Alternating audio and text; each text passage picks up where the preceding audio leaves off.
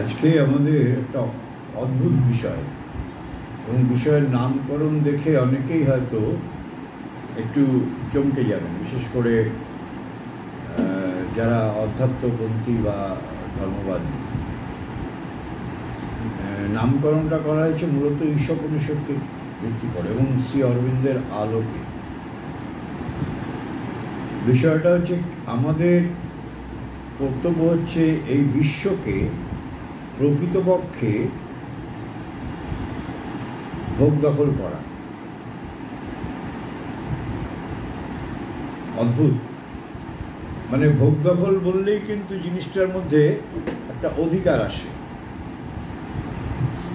শ্রী অরবিন্দ ইংরাজিটা হচ্ছে the object of habitation is enjoyment and possession. The object of the spirit in cosmos is therefore the possession and enjoyment of the universe. পরে বাংলাটা করছি, বাংলাটা করা আছে। Yet, being thus in his essence one, divine and free, man seems to be limited, divided from others, subject to nature and even its creation and sport, enslaved to death, ignorance and sorrow. His object in manifestation being possession and enjoyment of this world, he is unable to enjoy because of his limitation.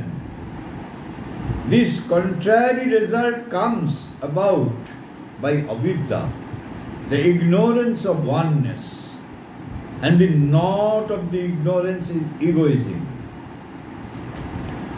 বাংলাটা যেহেতু করাই আছে,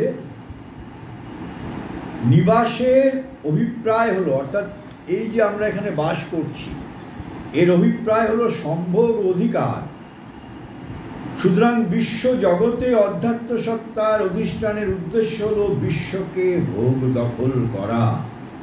ভোগ দখল বললে মনে হয় না যে তার মধ্যে একটা অন্যায় কিছু গাজোয়ারি আছে, কিন্তু না, উপনিষদ যে অর্থে ভোগ দখল বলছে সেটা আমরা জানি না বা করি না। তথাপি এভাবে স্বরূপত এক দিব্য নিত্য হলেও মনে হয় যেন মানুষ সংকীর্ণ সীমায় আবদ্ধ, অন্য সবার থেকে পৃথক, প্রকৃতির অধীন, এমনকি প্রকৃতির সৃষ্টি ও তার খেলার পুতুল, মৃত্যু অজ্ঞান দুঃখের দাস। বিশ্ব অভিব্যক্তির অভিপ্রায় হল যে জীব তার জগৎকে অধিকার করে ভোগ করবে। বিশ্ব অভিব্যক্তির অভিপ্রায় হল যে জীব তার জগৎকে অধিকার করে ভোগ করবে, কিন্তু সীমা বন্ধনের জন্য সে ভোগ করতে পারবে না। সীমা বন্ধনের জন্য আমরা আলোচনা আসব। এর বিপরীত ফল ঘটায় অবিদ্যা, একত্ব জ্ঞানের অভাব বা অজ্ঞান, আর সে অজ্ঞানের গ্রন্থি হলো অহংভাব। এখানে বিশ্বজগতে অধ্যাত্ম সত্তার অধিষ্ঠানের উদ্দেশ্য হলো বিশ্বকে ভোগ দখল করা। বিশ্ব অভিব্যক্তির অভিপ্রায় হলো জীব তার জগৎকে অধিকার করে ভোগ করবে, কিন্তু সীমা বন্ধনের জন্য সে ভোগ করতে পারবে না। এবারে যে ভোগ দখলটার করার কথা বলা হচ্ছে উপনিষদে, কিন্তু আমরা আগেই যে আলোচনা করেছিলাম সেখানে বলা আছে একটা কথা, এই যে তেন ত্যক্তেন ভুঞ্জিতা, একদম মানে তার অর্থটা কি? ঈশাবস্য মিলং সর্বং যৎ কিঞ্চ জগত্যাং জগৎ তেন ত্যক্তেন ভুঞ্জিতা মা বিধ কস্য সিদ্ধনম। এসবই ঈশ্বরের আবাসের জন্য নির্দিষ্ট। বিশ্বজগতেই যা কিছু বেষ্টি গতির জগৎ আছে সে সবই, সে এই লাইনটার সাথে ওই ভোগ দখল একদম সামঞ্জস্যপূর্ণ। সেই জন্য এই শ্লোকটা পড়ছি। সে সবে ত্যাগের দ্বারা তোমার ভোগ করা উচিত। কোনো লোকের ধন আকাঙ্ক্ষা করো না, কেন ত্যক্তেন ভুঞ্জিতা।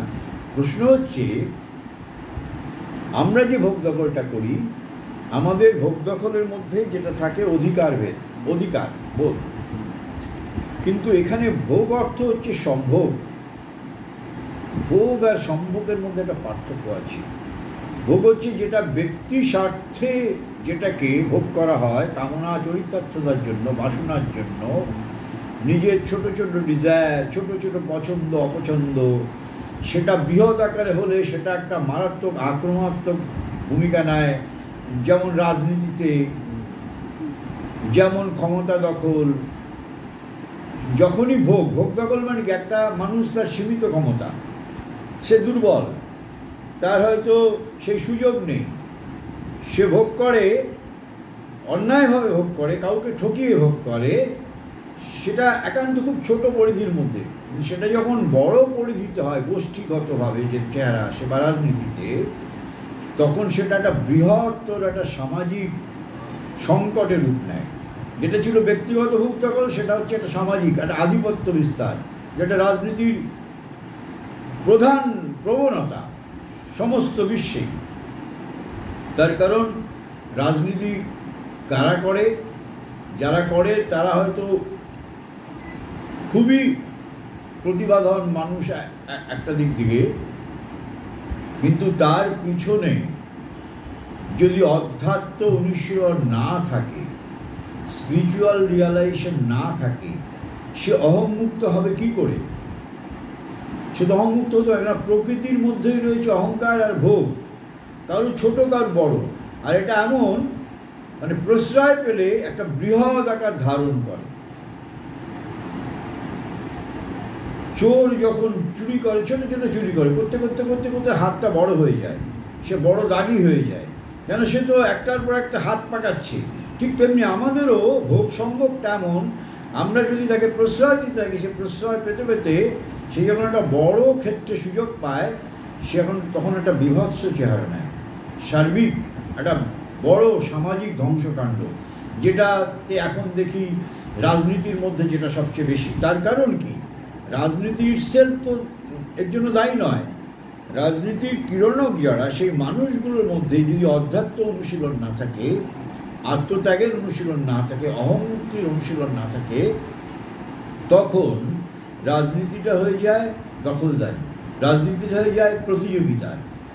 হ্যাঁ, তখন হয় কি, যে মনে হয় যে আমি যদি ক্ষমতার থেকে চলে যাই, আমরা তাহলে অন্যেরা যারা আসবে তারা উপযুক্ত নয়। দ্বিতীয়ত, শ্রী অরবিন্দ মনস্তত্ত্বের মধ্যে একটা ফিয়ার সাইকোসিস কাজ করে, ক্ষমতা হারানোর ভয়, পদ হারানোর ভয়। এটা কিন্তু হিউম্যান সাইকোলজি। শ্রী অরবিন্দ এটা কোনো বিশেষ কাউকে উদ্দেশ্য করে বলছে, দিস ইজ হিউম্যান সাইকোলজি। ক্ষমতা হারানোর ভয়, পদ হারানোর ভয়, যশ হারানোর ভয়, জনপ্রিয় হারানোর ভয়, কেন ত্যক্তেন ভুঞ্জিতা, এই শিক্ষাটাই, এই স্কুলিংটাই আমাদের হয়নি ছোটবেলার থেকে। না বিদ্যালয় হয়েছে, না সামাজিক সংস্কারের মধ্যে পেয়েছি, না পারিবারিক সংস্কারের মধ্যে। আমি ফার্স্ট বয় হতে পারি, আমি কৃতিমান পুরুষ হতে পারি, শ্রী অরবিন্দ বলছে ওতে কোনো মূল্য নেই। তুমি কি বিজ্ঞানী, না তুমি দার্শনিক, না তুমি কবি, না সাহিত্যিক, তুমি আদতে মানুষ হিসাবে কি? সেই জন্য বড় বড় বামের প্রতিভাধর মানুষের মধ্যেও অনেক চারিত্রিক সংকট এবং ত্রুটি দেখা যায়। শ্রী অরবিন্দ বলছেন আমাদের ওরকম প্রতিভাধর মানুষদের দিয়ে কোনো কাজ হবে না, পৃথিবীটা বদলাবে না। সেই জন্য শ্রী অরবিন্দের অন্যতম জীবনীকার সৎপ্রেম, তিনি একটা অসাধারণ বই লিখেছেন, Shri Aurobindo or the adventure of consciousness.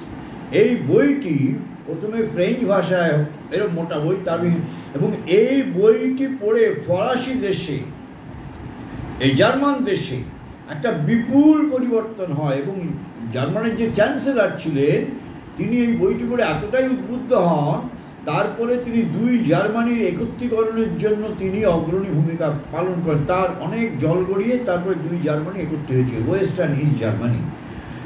সুতরাং যেটা বলছিলাম যে এইটা হচ্ছে প্রবণতা, এবং এই প্রবণতার থেকে যদি মানে আমাদের বেরোতে হয়, তাহলে আমাদের সে অনুশীলনে যেতে হবে। সেই কি, অথচ উপনিষদ যে ভাষার কথা বলছে, এই ভাষাটাকে আমরা অপব্যাখ্যা করছি, যে আমাদের কর্তব্য হচ্ছে বিশ্বকে প্রকৃতপক্ষে ভোগ দখল করা। ভোগ মানে কি? যে জিনিসটা আমি উপভোগ করছি মানে অধিকার করা নয়। একটা উদাহরণ দিচ্ছি, বাগানে একটা গোলাপ ফুটে আছে, একজন বলল বাহ গোলাপ খুব সুন্দর, কয়েকটা গোলাপ ছিঁড়ে নিল, ছিঁড়ে পকেটস্থ করল। আর একজন কবি সে ওই গোলাপ বাগানে গিয়ে তার এমন ভাবের উদয় হলো, সে সেখান থেকে একটা কবিতা সৃষ্টি করল।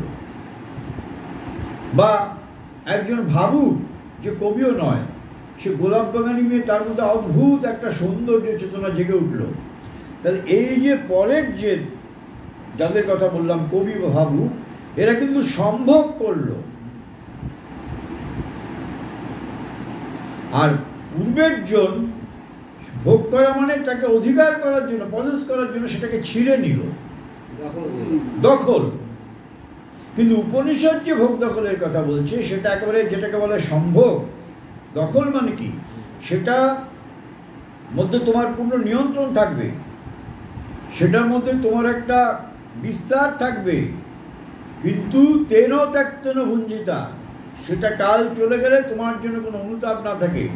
তার কারণটা কি? কারণটা খুব র্যাশনাল। ওরে বাবা, এত অসম্ভব কাজ, এগুলো যোগীদের কাজ, আমাদের মতো গৃহী মানুষ না। আমরা যদি একটু র্যাশনাল হই, কোনো কিছুই আমাদের নয়, কোনো কিছুকেই আমি সৃষ্টি করিনি, কোনো কিছুকেই আমি সৃষ্টি করিনি, কোনো কিছুকেই আমি অর্জন করিনি।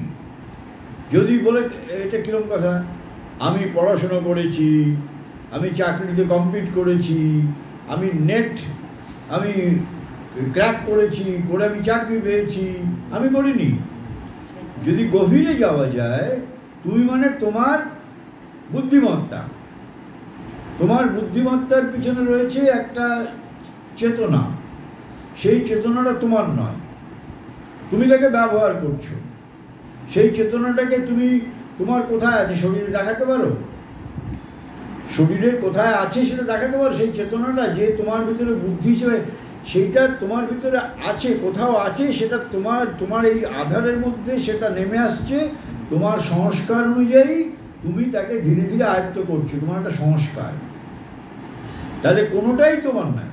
তুমি যে এই যে ভোগ করছো, তুমি যে দ্রব্যাদি তুমি যে ভোগ করছো, খাচ্ছ, ভোগ করছো, বাসন, এই সমস্ত কিছুই তো একটা কোথাও চেতনার ফলে যে ফসল ফলছে, যে ফসল থেকে বাজারজাত হচ্ছে, আমরা খাচ্ছি। আচ্ছা, ফসল যে ফলছে, হ্যাঁ চাষি পরিশ্রম করছে, তো ঠিক কথা, চাষি পরিশ্রম করছে, তারপরে হচ্ছে। কিন্তু এই যে ধান চাষ হচ্ছে বা ফলন হচ্ছে, এর উৎপত্তি কোথা থেকে? কে কে সৃষ্টি করলো? মানুষ কে কে সৃষ্টি করেছে? করেনি। কোন বিবর্তনের ধারায় জৈব প্রকৃতির মধ্যে বিবর্তিত হতে হতে নানান বস্তু পৃথিবীতে এসছে আমাদের বাঁচিয়ে রাখার জন্য, আমাদের এই শরীরের সিস্টেমটাকে সাস্টেন করানোর জন্য। ঠিক যখন যেটা দরকার, শীতকালে যে সমস্ত ফল ফলাদি দরকার প্রকৃতি সেগুলো দিচ্ছে, গরমকালে যে সমস্ত জিনিস দরকার প্রকৃতি আমাদের দিচ্ছে। যেমন বসন্তকালে পক্স হয়, অ্যান্টিপক্স সজনের মতো অ্যান্টিপক্স আর কিচ্ছু নেই। আমরা খেতে জানি না কি করে খেতে হয়, তাই উপকারটা পাই না, বা যেভাবে খেতে হয়।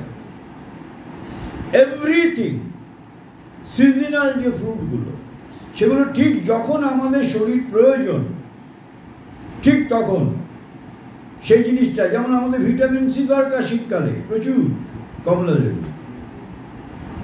তার মানে কি, প্রকৃতি আগে থেকে তোমাকে পৃথিবীতে এনেছে, আমাদেরকে এনেছে প্রকৃতি বিবর্তনের ধারায় এনে একটা সৃষ্টি করে। এবার সে বলছে, আরে এই যে দেহতন্ত্র, এর যে শরীরতন্ত্র, একে যদি সাস্টেইন করাতে হয়, টিকিয়ে রাখতে হয়, তাহলে তো তার উপযুক্ত উপাদান পৃথিবীতে আনতে হবে। দেখো, প্রকৃতি কিন্তু তার আগেই সব ব্যবস্থা করে দিয়েছে। What intelligence!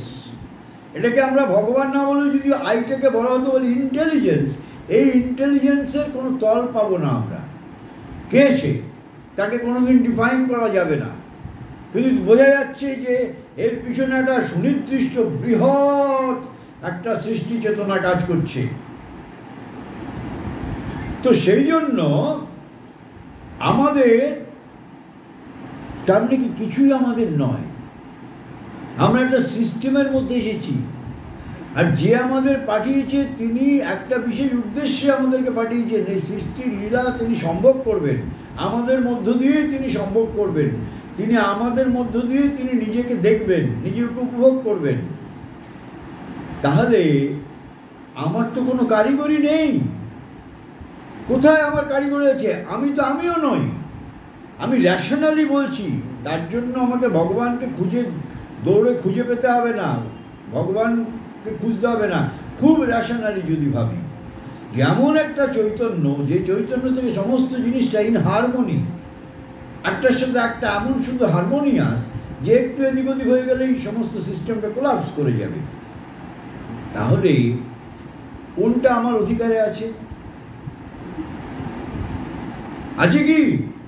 সাময়িক আমি বলছি ওটা আমার অধিকারে আছে, কিন্তু কোনোটাই তো আমার অধিকারে নেই। আর তারপরেও যদি আমি মৃত্যু চেতনাটাকে সামনে রাখি, সেটা তো আরো অর্থবহ, যে আমি চিরকালীন নই, আমার উপরে আমার কোনো নিয়ন্ত্রণ নাই, আমার চিরকালীন থাকার উপর আমার কোনো, আমি কিছুতেই চাইলেও পারবো না।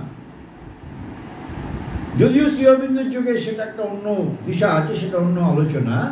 তাহলে তুমি ভোগ করবে, ভোগের যে প্রকৃত অর্থ, এই ভোগের মধ্য দিয়ে তুমি একটা সম্ভব করবে, মানে এর মধ্যে তোমাকে একটা আনন্দ পেতে হবে। যেমন আহারটা আমাদের রোগের অন্যতম কারণ।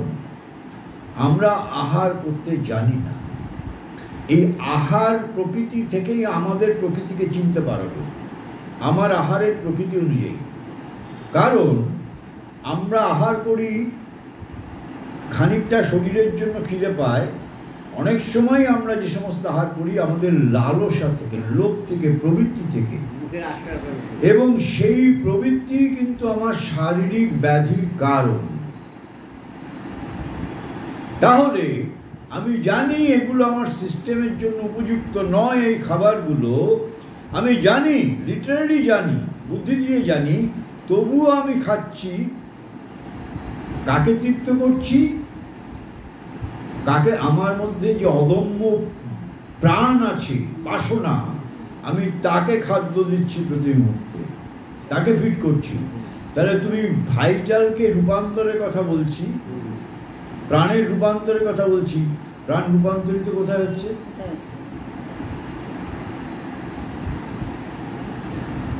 খাওয়াটা আমার এই শরীরটাকে সুন্দর করে সিস্টেমের মধ্যে রাখার জন্য, খাদ্যটার পিছনে তাই একদিন খাদ্যকে প্রকৃতি সৃষ্টি করেছে, তাই ন্যাচারাল ফুড।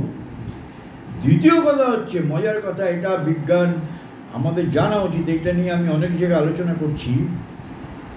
প্রকৃতি যে খাদ্যগুলো দিয়েছে ইন ইটস ওন ফর্ম, সেটা যখনই কুকড হচ্ছে, প্রমাণিত, যখনই কুকড হয়ে যাচ্ছে, ওটার খাদ্যগুণ চলে যাচ্ছে। শুধু তাই না, আমাদের সিস্টেমে গিয়ে ওটা পয়জনাস হচ্ছে, প্রমাণিত। কিন্তু মানুষ এমন অভ্যস্ত হয়ে গেছে, মানুষের ব্রেন, মানুষের অহংকার তাকে এমন জায়গায় নিয়ে গেছে, তার স্বাভাবিকত্ব হারিয়ে ফেলেছে। সে বলছে কাঁচা জিনিস আবার খাওয়া যায় নাকি? তাই তো, কাঁচা জিনিস আবার খাওয়া যায় নাকি? বেশ, খাওয়া যায় না, কিন্তু আমরা কুক ফুড খেয়ে তো 12টা বাজাচ্ছি, আমাদের শরীরে কিচ্ছু যাচ্ছে না। আর যত বেশি সেটা কুকড হবে ততটাই তার খাদ্যগুণ শেষ। সেই জন্য চাইনিজরা যে খাবার খায়, চাইনিজরা সেই খাবার যদি দেখো সব হাফ বয়েলড, চাইনিজদের সব খাবার হাফ বয়েলড। সেই জন্য চাইনিজদের শরীরের মধ্যে ওই রকম একটা সৌন্দর্য, স্কিনের মধ্যে ওইরকম একটা ঔজ্জ্বল্য চাইনিজদের।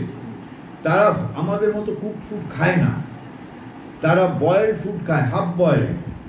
ফলে তাদের শরীর অনেক বেশি অরিজিনালি যদিও এখন পারভার্সন এসে গেছে, পাশ্চাত্যের কল্যাণে চৈনিক সভ্যতাতে তাদের খাদ্যাভ্যাসও চেঞ্জ হয়েছে, সেটা ইন ইটস অরিজিন চায়নার খাবার আমরা খেতে পারবো না, ওরা যেভাবে সবজিগুলো ফ্রুটসগুলো খায়।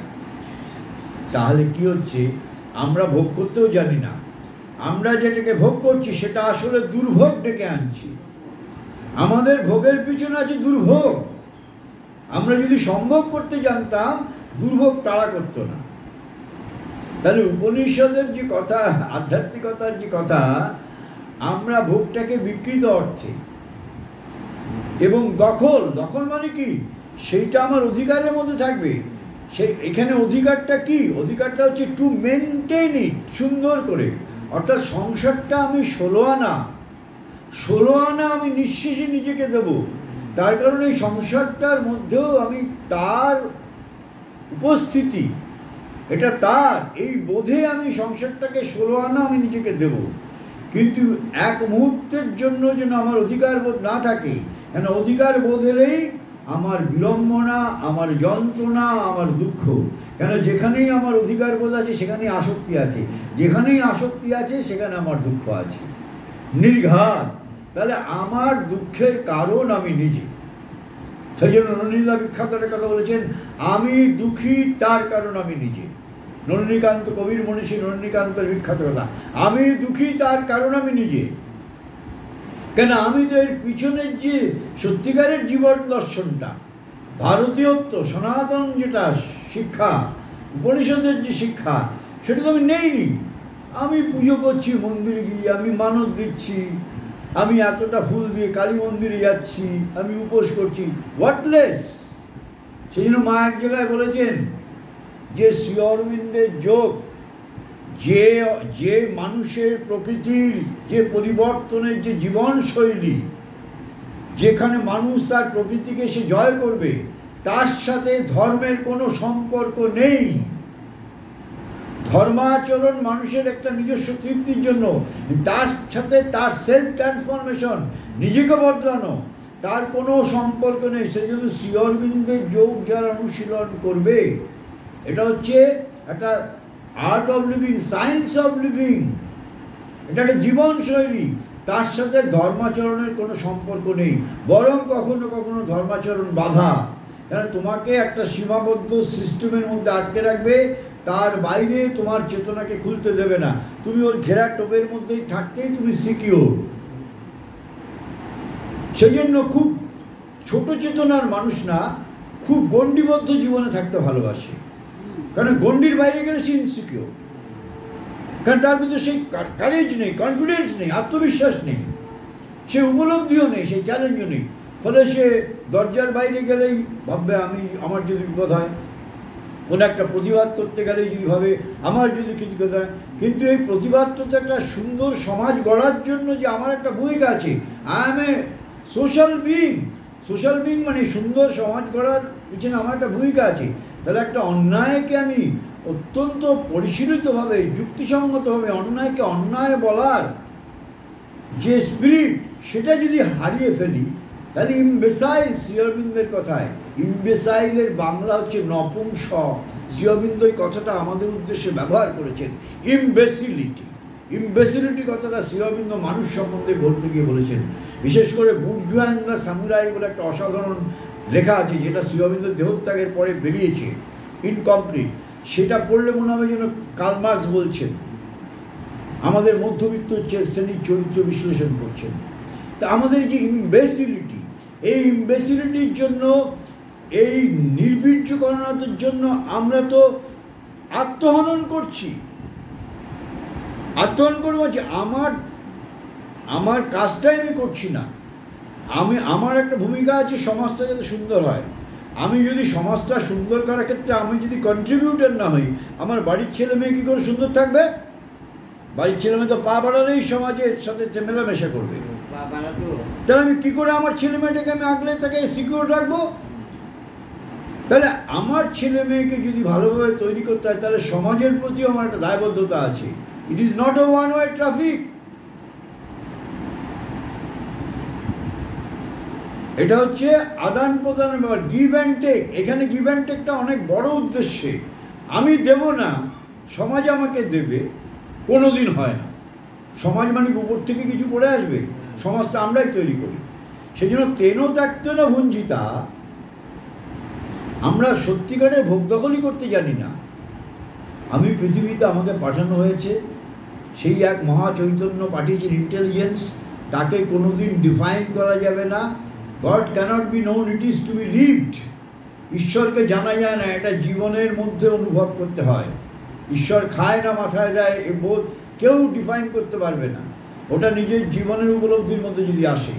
সমস্ত বিশ্ব চরাচরে তিনি রয়েছেন। যে নলিনদা বলছেন না, আগের দিন বলছিলাম যে আমরা ভগবানকে দেখি না, ভগবানকে পাই না।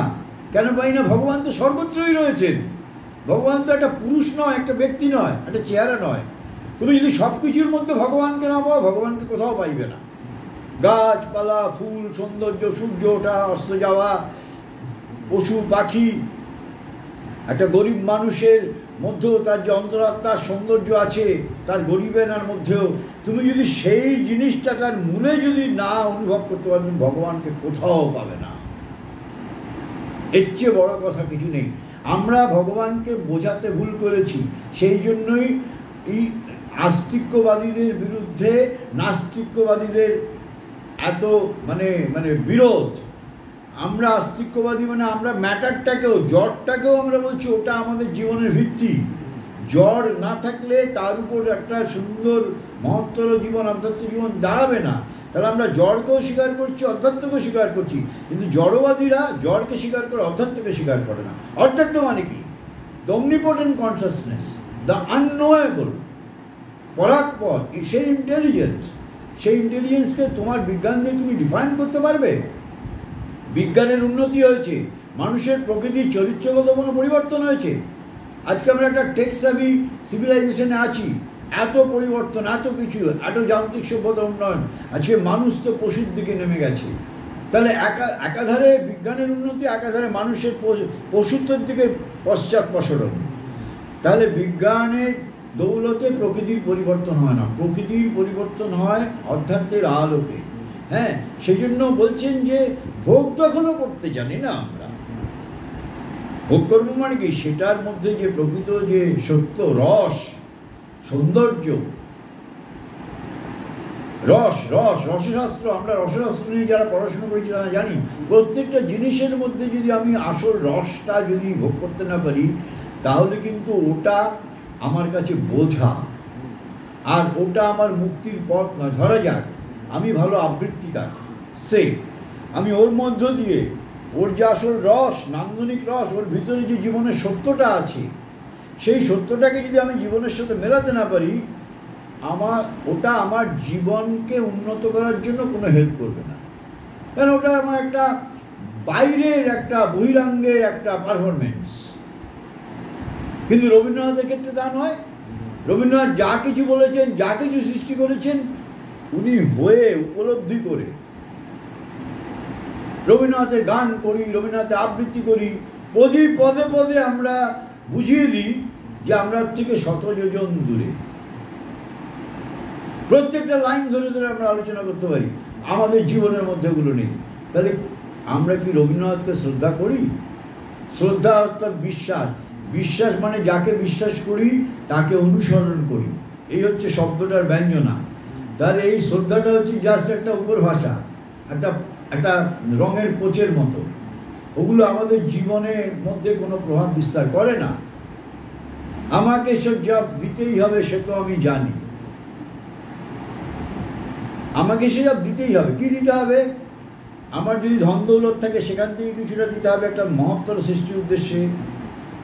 আমার ভিতর যদি কোনো কার্পণ্যতা থাকে সেইখান থেকে উদারতা, আমাকে সেইখান থেকে দিতে হবে। আমার অভাব থেকে দিতে হবে। আমাকে যে দিতে হবে, আমার প্রকৃতির মধ্যে যদি কোনো ত্রুটি থাকে সেটাও যে দিতে হবে তাকে দিয়ে আমার প্রকৃতি রূপান্তর করতে হবে। এটাও তো দেওয়া। আমাকে সেই সব দিতেই হবে। আমার প্রকৃতির পরিবর্তন না, আমি সেই একটা অবস্টিনেট, আমি বললে রেগে যাই, খেপে যাই। শঙ্কর একটা বলল, আমার মন মতো হলো না, আমি গুমড়ে গেলাম। উদাহরণ। তার মানে কি? আমার ভিতরে যে অবস্টিনেসিটা আছে, অবসেশনটা আছে, আমি তো সেটা দিতে পারছি না পরমের কাছে যে এই নাও তুমি নিয়ে আমাকে উদ্ধার করো আমার হাত থেকে, আমাকে আমার হাত থেকে উদ্ধার করো। মা বলছেন আমাদের জীবনের শ্রেষ্ঠ প্রার্থনা হওয়া উচিত, প্রভু আমাকে আমার হাত থেকে উদ্ধার করো। এই যে প্রতিদিনের আমি বাবা মার গর্ভজাত হয়ে ঔরজাত হয়ে আমি জন্মেছি, ওদের সংস্কার, ওদের প্রকৃতির ত্রুটি গুণগুলো তো আছে, তার সাথে যে ত্রুটিগুলো বহমানতা আমার ভিতরে এসেছে, আমি সেই ত্রুটিগুলোকেই ফোকাস করছি, সেই ত্রুটিগুলি প্রজেক্টেড হচ্ছে। কিন্তু আমাকে যে বাবা মার থেকে অতিক্রমণ করে যেতে হবে, আমার উদ্দেশ্য বাবা মাকে অনুকরণ করা নয়, আমার উদ্দেশ্য তাদেরকে অতিক্রম করে যাওয়া। কেন তারা যে প্রকৃতির অধীন, নিম্ন প্রকৃতির তার প্রোডাক্ট আমি, তাহলে আমাকেও নিম্ন প্রকৃতিকে তাহলে আমার আদর্শ কিন্তু সে অর্থে বাবা মা নয়। প্রাথমিকভাবে তাদের প্রতি আমি কৃতজ্ঞ, ঋণী, কারণ তারাই পৃথিবীতে এনেছে। কিন্তু আমার লক্ষ্য হয় যদি চরৈবেতি, এগিয়ে যাওয়া, জীবন মানে এগিয়ে যাওয়া, তাহলে কিন্তু আমার বাবা মা আমার কাছে রোল মডেল নয়। আমার রোল মডেল হচ্ছে আর বৃহত্তর চেতনার দিকে নিজেকে এগিয়ে নিয়ে যাওয়া, নিজেকে তার সেই উজানে নেওয়া। তাহলেই ভোগ দখল, যে অর্থে আমরা ভোগ দখল করতেই যাই না, আমরা যেটা ভোগ দখল করি তাতে হয় কি অন্যকে বঞ্চিত করে দখল করা। সেটা ব্যক্তিগত ভাই ভাইয়ের স্তরে হয়, স্বামী স্ত্রীর মধ্যে হয়, রাজনীতি বনাম রাজনীতিতে হয়, একটা রাজনৈতিক গোষ্ঠীর সাথে সেই রাজনৈতিক দলের আর এক গোষ্ঠী, সব ভোগ দখলের খেলা, অন্যায় ভোগ দখল। আর উপনিষদ যে অর্থে বলছে ভোগ দখল করাই হচ্ছে এই যে অধ্যাত্ম অধিষ্ঠানের উদ্দেশ্য হলো বিশ্বকে ভোগ দখল করা। আমরা সেই ভোগ দখলের শিক্ষাই হয়নি। সেই জন্য বিবেকানন্দের একটা কথা আছে, কথাটা মোদ্দা কথা হচ্ছে আমি যদি ত্যাগ না করতে পারি, এবং যে অর্থে ভোগ দখলের কথা উপনিষদ বলছে সেই অধিকার যদি আমার কোনো অধিকারই নেই দেশকে নেতৃত্ব দেওয়া, দেশকে শাসন করা। সেই বিবেকানন্দের বিখ্যাত বাণী আছে, তুমি যদি জনগণের দাস হতে পারো তবেই তুমি জনগণকে নেতৃত্ব দিতে পারো। আগে দাস হও, আর নির্বাচনের সময় সব দল ভোটটা কিন্তু দেবে। যখন ভোট হয়ে যায়, যখন মন্ত্রিসভা গঠন হয়ে যায়, সুতলা খসে যায়, সুরা হয় না, শুধু পার্টিতন্ত্র হয়, ব্যতিক্রম ছাড়া। It is a common trend, এবং এই ট্রেন্ডের বাইরে কেউ নয়, কোনো সিস্টেম না। তার কারণ কি, স্পিরিচুয়াল যে স্কুলিংটাই তো আমাদের হয়নি। তোমার স্পিরিচুয়াল স্কুলিং ছাড়া তুমি দেশকে শাসন করতে চাইছো, রাজ্যকে শাসন করতে চাইছো, তুমি সংসারকে নিয়ন্ত্রণ কোনোদিনই হবে না। তুমি সংসারটাকেও ভালো নিয়ন্ত্রণ করতে পারবে না, কেন সংসারও তো একটা ছোটোখাটো একটা মিনিয়েচার ফর্ম অফ রাজ্য। রাজ্যটা হচ্ছে 2 কোটি 3 কোটি 7 কোটি লোককে নিয়ে, এখানে 5 জনকে নিয়ে। তুমি যদি এখানে সাকসেসফুল না হও, ওখানে হবে না। সেই জন্য from near to far, Shri অরবিন্দের সেই শিক্ষানীতির 3য় সূত্র, শ্রী অরবিন্দের বিখ্যাত যে শিক্ষানীতি, তার 3rd প্রিন্সিপাল নিয়ার, কাছে থেকে দূরে। আগে কাছের মধ্যে তুমি সাকসেস আনো, তোমার পারফেকশন, তোমার হারমোনি, তোমার টলারেন্স,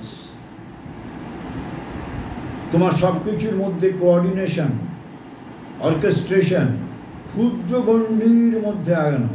ক্ষুদ্র গণ্ডির মধ্যে না আনলে বড়োর মধ্যে গিয়ে পড়লে তুমি হাবুডুবু খাবে। ওটা করতে গেলে এদিকে খেই পাবে না, এটা করতে গেলে ওদিকে খেই পাবে, খেই হারিয়ে যাবে। সুতরাং একেবারে ছোট গণ্ডির মধ্যে আগে এটাকে করো, তবে তুমি একটা অর্গানাইজেশন, একটা প্রতিষ্ঠান বা একটা রাজ্য, তখন সার্কেলটা আস্তে আস্তে বাড়তে থাকে। সেই জন্য আমাদের যে উদ্দেশ্য বিশ্বকে, প্রকৃতপক্ষে বিশ্বকে ভোগ দখল করা, উপনিষদ যে অর্থ বলছে আমরা অন্যায়ভাবে বিকৃতভাবে ভোগ দখল করি, আমরা অন্যকে ঠকিয়ে, অন্যকে শোষণ করে ভোগ করি। তেন ত্যাক্তেন ভুঞ্জিতা, ত্যাগ করে ভোগ করা, এটা আমাদের হয় না বলেই যারা এটা করে তারাও আলটিমেটলি ইতিহাসের কাঠগড়ায় দোষী সাব্যস্ত হয়। আজ না হোক কাল নয়, 10 বছর পর না 100 বছর পর ইতিহাস কাউকে ছাড়ে না, বা ইমিডিয়েটলি অপবহিত পরেও তারা তার ফল ভোগ করে।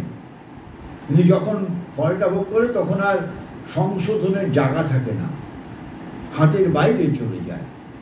সেই জন্যই আমরা কিন্তু পৃথিবীতে এসেছি একটা মানে নিষ্পৃহ একটা অদ্ভুত মানে লীলা সম্পাদন করার জন্য। এবং এইটা যদি আমরা না জানি, আমরা কিছুতেই আনন্দ পাবো না। কোনো কিছু তোমাকে আনন্দ দিতে পারে না, কোনো অবজেক্ট। এটা আছে তোমার আনন্দ, দুদিন পর আনন্দটা খসে যাবে, বলে আরেকটা হলে আনন্দ, আরেকটা হলো একেবারে। মা বলছেন তুমি কখনো তোমার প্রাণ সত্তাকে কখনো স্যাটিসফাই করার চেষ্টা করো না। এমন এক মানে সত্তা, তুমি যত তাকে খাওয়াবে, যত ফিট করবে, তার শেষ নেই, তার চাহিদার শেষ নেই, তার আকাঙ্ক্ষার শেষ নেই। সেই জন্য তাকে ফিট করতে চেও না। তুমি যে জীবনটা দিয়েছে সেই জীবনটার মধ্যে যে সত্য, সৌন্দর্য, সুসংগতি আছে সেইটাকে আবিষ্কার করার চেষ্টা করো। তাতে সেই সংগ্রামের মধ্যেও আনন্দ আছে। সেই জন্য মানে স্ট্যাটিস্টিক্স বলছে যারা ধনী, যারা সম্পদশালী, যাদের অনেক আছে, তারা কিন্তু বেশি অসুখী। সেলিব্রিটিদের ঘুম হয় না, ওষুধ কেউ, তাদের মধ্যে আত্মহত্যা। আবার মধ্যবিত্ত, উচ্চ মধ্যবিত্ত, তাদেরও হাজার রোগ, রোগের একাধিক কারণ। রোগের কারণ হচ্ছে অজ্ঞানতা। এখানে পরিষ্কার বলছে অজ্ঞান। অজ্ঞানতা মানে আমি জানি না কিসে আমার মানে উদ্ধার, মুক্তি, জানি না। আর যদি জানি ইন্টেলেকচুয়ালি, প্রকৃতি আমাকে সুইপ ওভার করে নিয়ে যায়, প্রকৃতি চালিয়ে নিয়ে যায়। ওখানে ইন্টেলেক্টকে ধার ধারানো। ইন্টেলেক্ট বলার সময় বলবে, কাজের সময় গুলি মারো ইন্টেলেক্ট, গুলি মারো তোমার রেশনালিটি। এখন তো এটা করে নি, পরে দেখা যাবে। তাহলে আমাদের ভক্তিকেই আমাদের দুর্ভোগ, এবং আমাদের ভোগ দখলের যে আসল যে সত্য সেটা আমরা জানি না, এবং জানি না বলেই আজকে আমাদের এই দুর্দশা। এবং আমাদের এখন প্রয়োজন যেটা, মানুষ এখন একটা ভয়ানক চরমতম জায়গায় সেটা দেয়ালে পিঠ থেকে গেছে সর্বত্র পৃথিবী জোড়া। এইখান থেকে যদি শ্রী অরবিন্দ যে সমন্বয়ের পথটা দেখিয়েছেন, আমরা যদি একদম আমাদের ব্যবহারিক জীবনে, আমাদের শিক্ষা জীবনে, আমাদের রাজনীতিতে, সামাজিক সম্পর্কের মধ্যে সেই জীবনশৈলীটাকে না আনতে পারি, that is no other way, no other way. এবং আমরা বেঁচেও মরে থাকবো। সিস্টেম পাল্টাবে, কিন্তু সিস্টেম যারা চালাবে সেই মানুষগুলো, এমনকি আমাদের মতো সোকল্ড অধ্যাত্মপন্থী বা ধর্মবাদীরাও, তারাও তো এর বাইরে নয়। যদি খুব নিজেদের দিকে তাকানো হয়, যাই আমরা নিজেদের দিকে সেলফ ইন্ট্রোস্পেকশন করি, আমি কি আমার বাসনাকে জয় করতে পারছি? আমি কি আমার এই পছন্দটা, এটা করলে আমার কিন্তু শরীর খারাপ হবে, এটা করলে কিন্তু আমার ডিসহারমনি হবে, আমি কি পাচ্ছি নিজেকে রেস্ট্রেন করতে? তাহলে আমার নিজের উপর নিয়ন্ত্রণ নেই, আমি বাইরের মানুষের কাছে নিয়ন্ত্রণ আশা করছি। তার মানে কি, আমরা সঠিকভাবে সম্ভবও করতে জানি না। এবং যে অর্থে দখল করা বলা হচ্ছে, ভোগ দখল, দখল দখল মানে কি, এইটা তোমার আন্ডারে, এটা তোমার অধীনে। অধীনে মানে এটাকে তুমি সুন্দর করে, এটাকে তুমি বজায় রাখবে, লিড করবে, নেতৃত্ব দেবে, যাতে এটা ঠিক থাকে। সেই অর্থে দখল। দখল মানে এই নয় ব্যক্তিগত পজিশন। এই জন্য শ্রী অরবিন্দ বলছেন, সেই জন্য শ্রী অরবিন্দ বলছেন, মানুষ সংকীর্ণ সীমায় আবদ্ধ, অন্য সবার থেকে পৃথক, প্রকৃতির অধীন, এমনকি প্রকৃতির সৃষ্টিও তার খেলার পুতুল। তাহলে আমরা জানি না, আমরা ভোগ করতেও যাই না, ভোগের যে আসল অর্থ সম্ভব সেটাও জানি না। আর প্রকৃত দখল, যেমন ধরা যাক একটা উদাহরণ, এই সেন্টারটা আমি আসি, আমি যতক্ষণ আছি আমি জানি আমি 100% আমি নিজেদেরকে দেওয়ার চেষ্টা করি, যে এর মধ্যে থেকে কী করে সব কিছুর মধ্যে একটা সৌন্দর্য, সুসংগতি, পারফেকশন আসে। এটা এটা ইটসেলফ যদি একটা আনন্দ না হয়, আনন্দ, এর পিছনে কোনো প্রত্যাশা নেই, আনন্দ, নিষ্কাম কর্ম যদি হয়, তাহলে কালকে যদি এখান থেকে আমাকে ছেড়ে যেতে হয় পরিস্থিতি ভেদে, আমার কোনো দুঃখ নেই, অনুশোচনা নেই, হতাশা নেই, গ্লানি নেই। যদি এটা আমি শুধু সৃষ্টির আনন্দে, দেওয়ার আনন্দে করি, আর যদি এর পিছনে থাকে আমার স্বীকৃতি,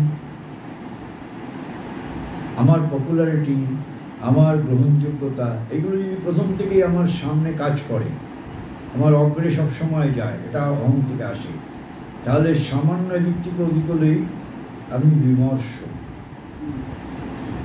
আমার ভাইটাল তখন রিভল্ট করবে, আমার প্রাণসত্তা বিদ্রোহ করবে। মা বলছেন প্রাণসত্তা দুভাবে বিদ্রোহ করে, রাজসিকভাবে সে প্রচণ্ড আক্রমণাত্মক হয়ে যাবে যদি তার মন মতো নয়, এটা রাজসিকভাবে বিদ্রোহ করা, আর না হলে একেবারে সে চুপসে যাবে। চুপসে যাবে মানে সে কিছুই করবে না, তামসিক অহংকার, দুটোই ক্ষতিকারক।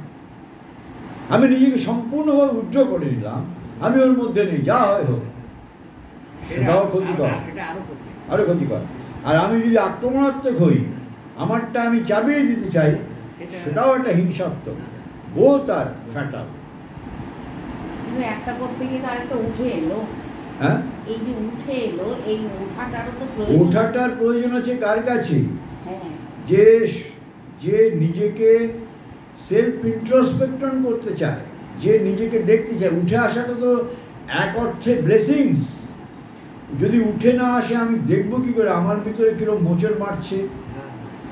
যেমন রিনা একটা প্রপোজাল দিয়েছে যে পাঠচক্রটা এরকম হবে, সেখানে আমার একটা ভূমিকা আছে, দেখলাম যে সেটা হলো না, মানে আমার ভূমিকাটা এখানে গৌণ হয়ে গেল। এইবার আমার নিজের সাথে বোঝাপড়া, যে আমার ইগোতে কোথায় হার্ট হচ্ছে, আমার ভিতরে কি হচ্ছে। বাইরে থেকে ক্যামোফ্লেজ, বাইরে থেকে সম্পর্ক বুঝতে পারবো না আমার চেহারা দেখে, ভিতরে ভিতরে মোচড়, ওইখানে নিজের সাথে নিজের পরীক্ষা। এবং এইটাকেই মা বলছেন অনেস্টি। সেটা যদি মোচড় না মারে, তাহলে মা সততা বলতে এইটাই বোঝাচ্ছেন, অনেস্টি বলতে এইটাই, যে তৎসত্ত্বেও যদি আমি নির্বিকার থাকি, যে ওটা হলেও ভালো, আমারটা না হলেও ভালো, তবে বুঝবো আমার কিছু হয়েছে, তবে আমি এর ঊর্ধ্বে উঠতে পারছি, তবেই আমার কিন্তু তখন ভোগ করার অধিকার আসে। কেন আমি আসক্তি মুক্তির দিকে যাচ্ছি, আসক্তি মুক্ত হওয়ার দিকে, তখনই আমি যথার্থ অর্থে কোনো জিনিসকে ভোগ করতে পারবো। ভোগ মানে আনন্দ, আনন্দ সম্ভব, সেটাই হলো সম্ভব না, সেটাও সম্ভব, ভোগ আর সম্ভব। ঠিক আছে।